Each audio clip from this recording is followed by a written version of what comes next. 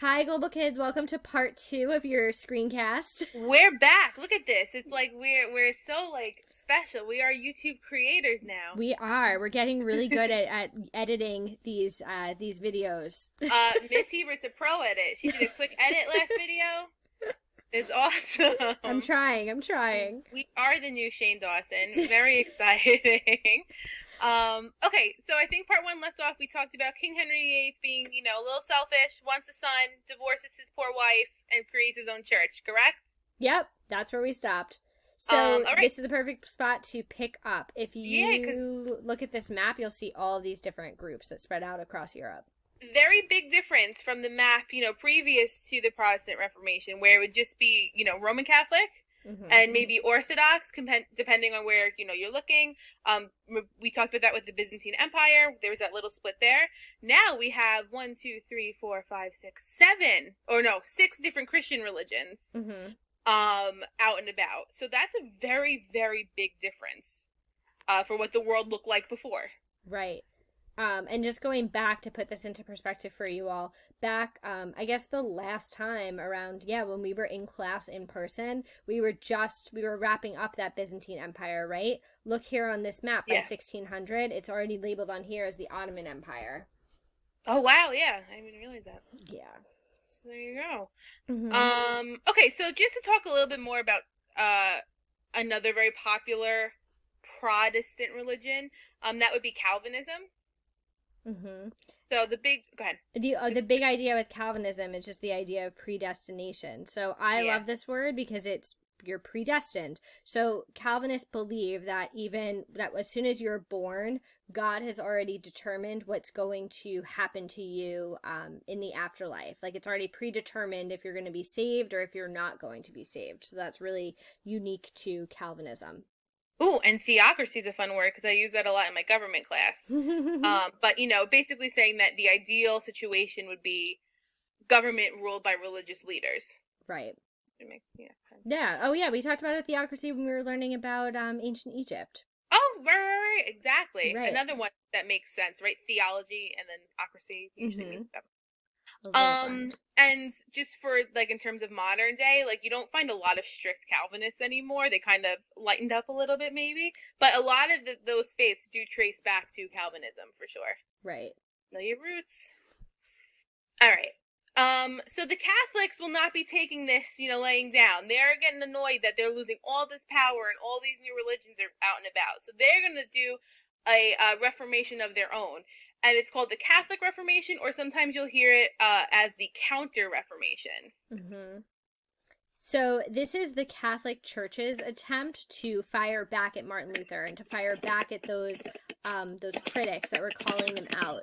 So their main idea was to try to build education, to send out people on missionary work, and try to prevent Protestantism from growing, trying to prevent people from converting, anybody who did convert, they wanted to try to get them to come back to the church. So this was their way of trying to rope people back in. Yep. And here's a cool meme about Martin Luther. The Star Wars. Okay, and so they actually end up having like a meeting, I guess you would say, like all the church's leaders, and they go to something called the Council of Trent, and they decide, or I guess really they kind of make their own 95 Thesis in terms of like what to fight back against Luther. So they counter Luther by saying the church's interpretation, the Catholic Church's interpretation of the Bible was final. So it doesn't matter how you read it, what you interpret, it's what the priest or the Pope tells you. Right. That's the final word on it. Which, again, people still had some issues with this because going back to that printing press now, people could read for themselves. Mm-hmm. So they kind of felt like they could read and they could interpret it for themselves. Mm-hmm. They also talk about how Christians need to have faith in the Catholic Church and do good things for salvation, which is something Martin Luther would be supportive of. That's like kind of what Martin Luther also said, that like, all you need is faith and to do good things and good deeds. Right. But to go against Luther again, the Catholic Church, at the Council of Trent, they say that it's not just the Bible that's important, you need church tradition. So like, for those of you who maybe attend church, like something like the Eucharist, getting communion or host, that's just as important as, reading the Bible. They validate indulgences. They say indulgences are fine. It's a valid expression of faith. And 5 is interesting because they actually support burning of books that are dangerous to the Catholic faith. Again, this is a problem that they have that they would not have had previous to printing presses. Right. And it's like dangerous because it's kind of like erasing history. So all of a sudden the church just started erasing or burning books that critiqued them or that were speaking out against them. And now that people could read, it was important for the Catholic Church to get rid of those books so that people couldn't read them.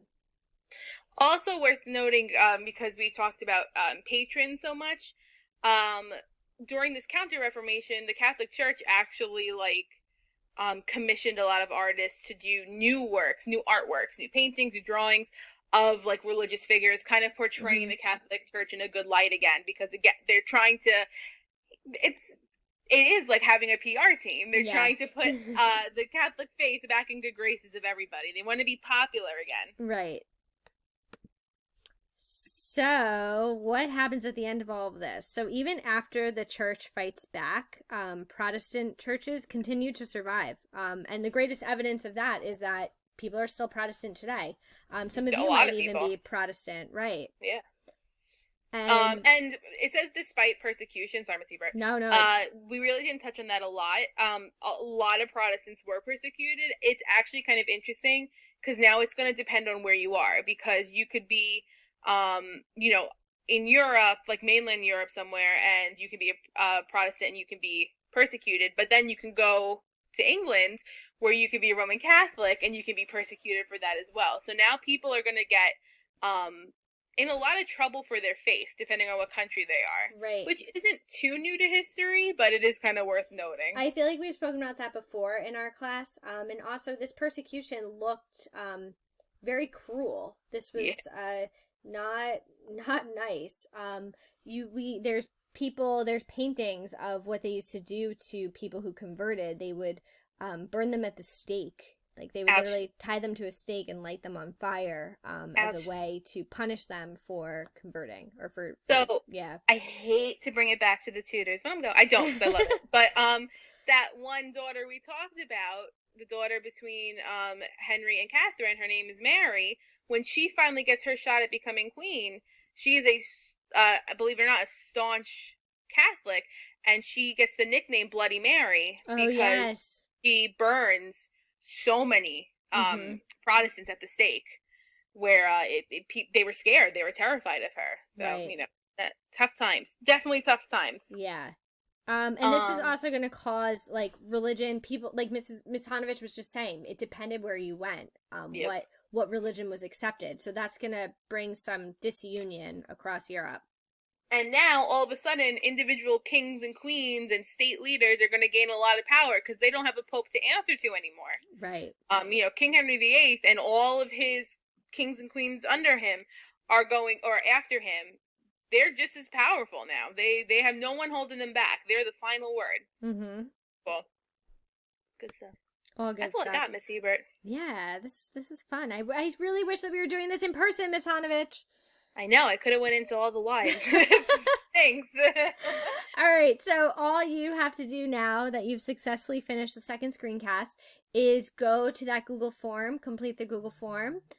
We will get a copy of it, and that's it for this It's super Tuesday. easy. It's like 5 multiple choice, so. It is. And if you were listening carefully today, you'll get a 5 out of 5. You got this. Easy. Mm-hmm. All right. So we miss you all. Yeah, I hope everyone's staying safe. Yes, and healthy. And we love hearing from you guys, so keep sending us emails and check in with us and keep staying up to date with your assignments. We're sending out progress reports. So, if you have any questions, contact us. All right. Bye, guys. Miss you. Bye. Miss you.